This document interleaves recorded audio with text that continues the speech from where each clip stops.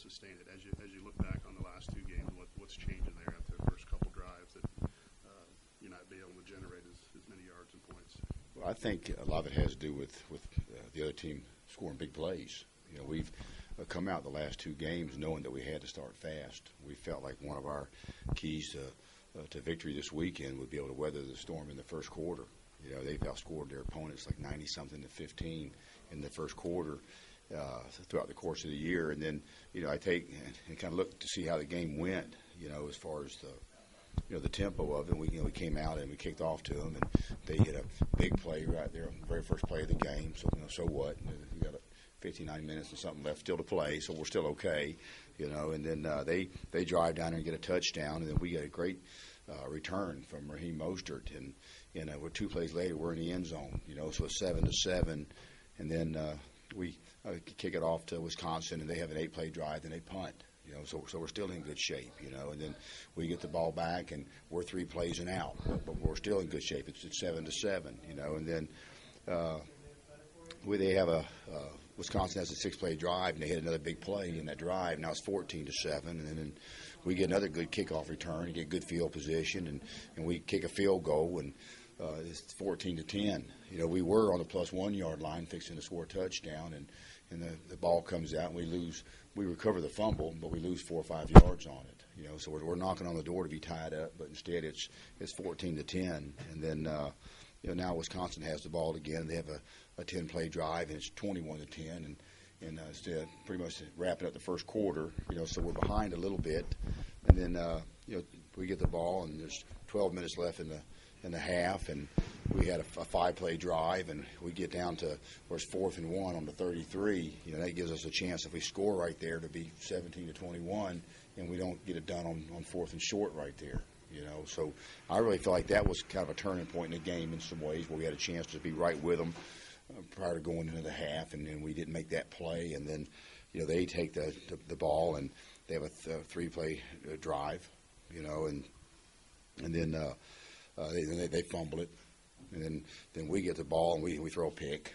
So we kind of exchange the plays right there, and there was a period of time in there that we really struggled when we tried to throw the deep ball a couple times with us not having the right to the football, and that impacted the game some right there when we're trying to make a comeback and trying to stay close. Weathered the first quarter storm, and we have a chance to weather the second quarter storm. So next thing you know, Wisconsin has the ball, and they drive 57 yards in 7 plays, and they get a touchdown, and now it's 28-10. And then we get the ball, and we're 4 plays and out, and then they get the ball, and they have another long drive, where they get a big play, and now it's 35-10, and it's 2:53 left in the half. And we take the ball and we drive it down the field, and we're able to get a touchdown. So now it's 35-17. So I think that offensively, I think we keep doing a pretty good job of trying to answer the bell. We're playing against really good competition. We got a couple of tough calls, but again, it's 35-17, and it's right before the half, and they manufacture a little bit of a drive, and then they kick a field goal. So we come in, and it's 38-17. At the half, but in my mind, we get the ball next, and if we can score and then make it 21-35, then it's only a couple possession game, and we take the ball and we start a drive, and we get all the way down to the 35-yard line. We go over on 4th down, and we don't get it, and there's 13:36 still left in the third quarter, so we still have a ball game. There's still a couple possession ball game, and then they're able to drive and score, and then we get the ball back, and we're going down the field, and we there's some collision, and then there's a ball that's batted up, and there's an interception. So we go from where I think that we're going to get ourselves in position to compete. We're taking the ball, we're moving it down the field to close the gap to just a couple possession game, and then 4 minutes later it's 52-17. So that's an unbelievable swing in the ball game. Where there's 13:36 left in the ball game, and we're on the 35-yard line with a position to give ourselves a chance to compete.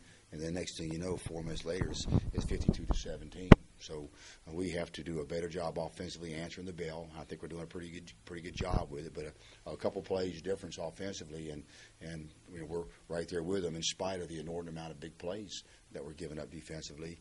And then defensively, we have to play hard and not give up so many big plays. We're playing against some great offensive football team.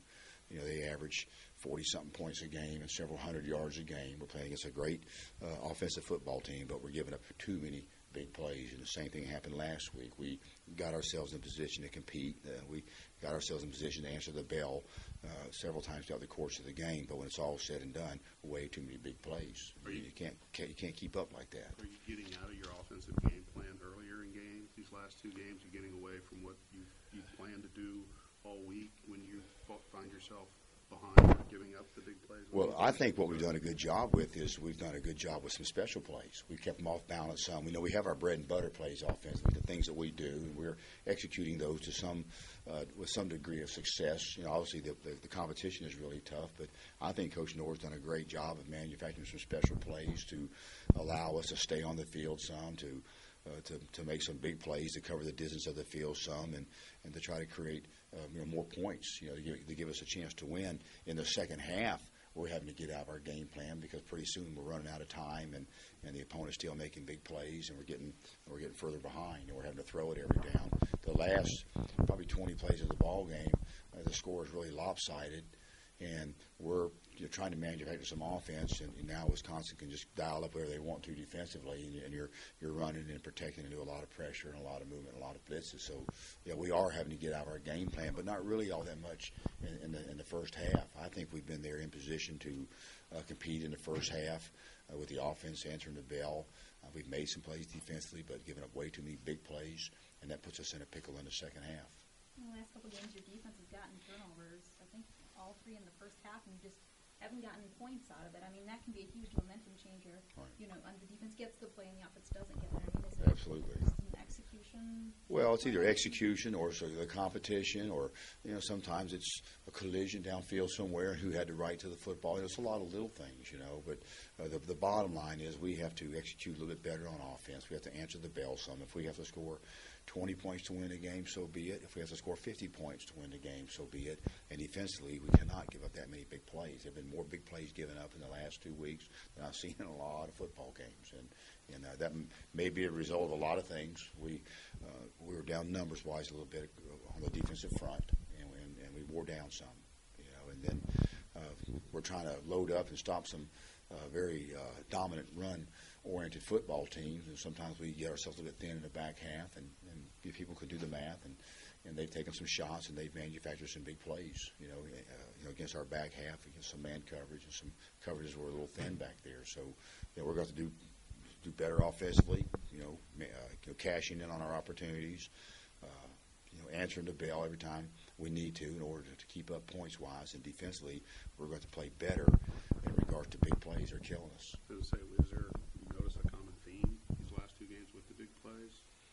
Well, I don't know. We're going to take a good look at it, take a look, see how much maybe against man coverage, or is it when we're pressuring or bringing some type of blitzer game when maybe we don't need to. We're going to take a good look at it and see, but I think the quality opponent has a lot to do with it.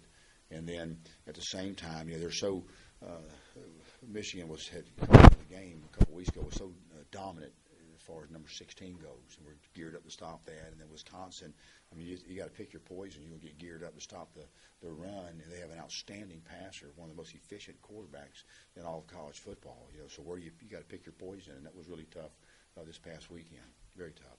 It looked like before the game and the pregame warm-ups, and you guys, do Scaly, I guess, basically. You really got after them. I mean, I think you stopped them and pulled them all in a huddle, and you were really kind of yelling and, pounding guys' chests and stuff. And I think they. I did that. Remember my twin brother? No, anybody. Come on now. That's how rumors get started, man. Yeah, okay. Pounded my chest. Coaching time. Hey, we're just getting them ready to go. We had to make sure they're ready to go. Yeah. One thing you can't do is come in on Sunday and say, "Man, I wish we had been ready to go."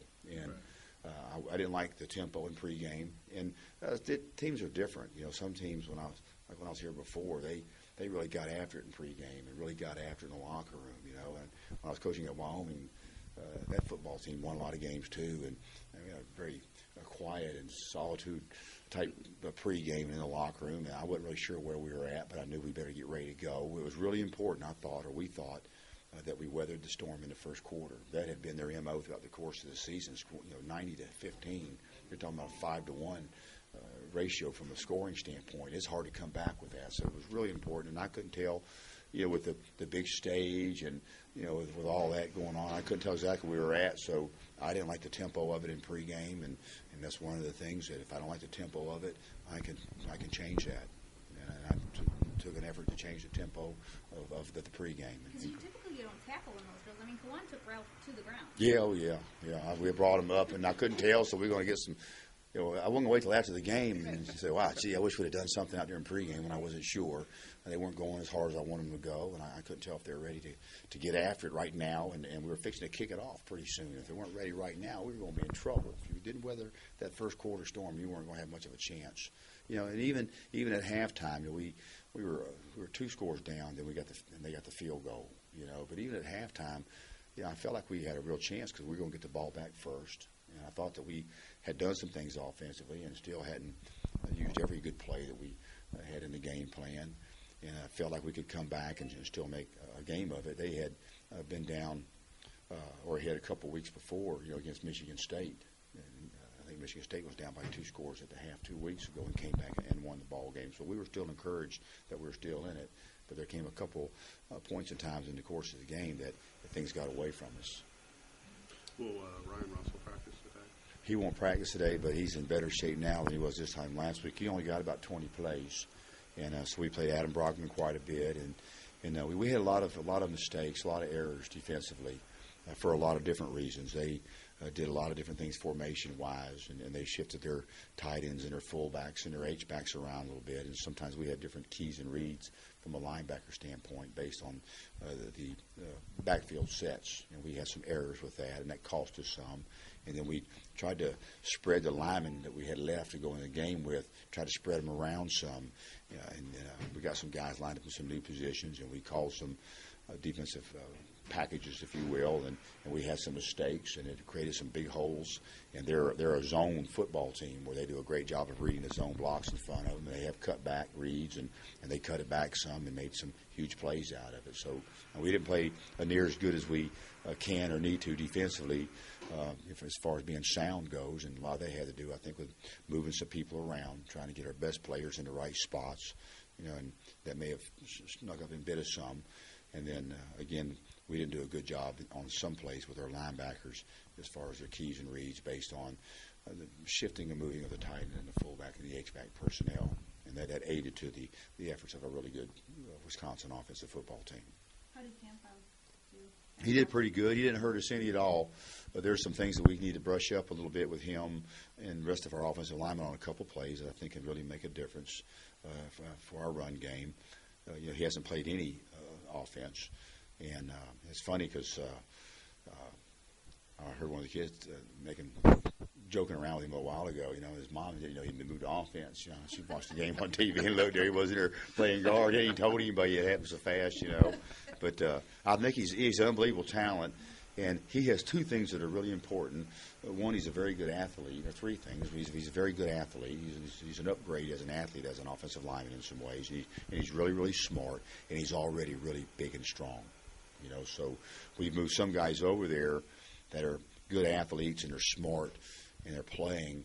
And we wish they were a little bit bigger and stronger. He's already big enough and strong enough. So I think he's going to be an outstanding player at that position. I don't have any doubt about that. What about Peter's Dry this week? We'll wait and see. I'm not real optimistic about it. He sounds good. He's saying the right things, but he looked terrible at the end of last week, and we'll just have to wait and see. But we're going to play him like he's not going to be ready. You get Panfile and Shep and those guys ready to go. Any other injuries? It looked like Pegram was maybe holding his hand. He's got a hand injury, and I'm not sure if it has a break in it or not. They're going to hold him out today, and then he'll be okay for Tuesday. If he's got a hand injury, they'll pad it up, and we'll still utilize him. He's more fullbackers for us right now. But we were fortunate we came out of there without a whole lot of injuries. We got some guys that are sore, and we have some guys that played a lot, but we're okay health-wise, and that's a good thing because we're getting awful thin. Did you meet with the full team today at all? Oh, yeah. I mean, just gauge their mood after, what happened and kind of where they're at maybe mentally after yesterday's game? Well, anytime that you get beat bad, a couple of weeks in a row, you have to make sure that things don't start slipping from a confidence standpoint. And I think we have some good leaders on our team that stepped up and have said some of the right things about how we need to approach it. The first thing we have to do is we have to stick together, and we have to eliminate any stinking thinking at all, because that's right now is when they'll sneak up on you, if you're not careful. And we have some tough opponents coming up, but we also have some realistic opportunities in front of our football team. We're playing at Ross-Ade.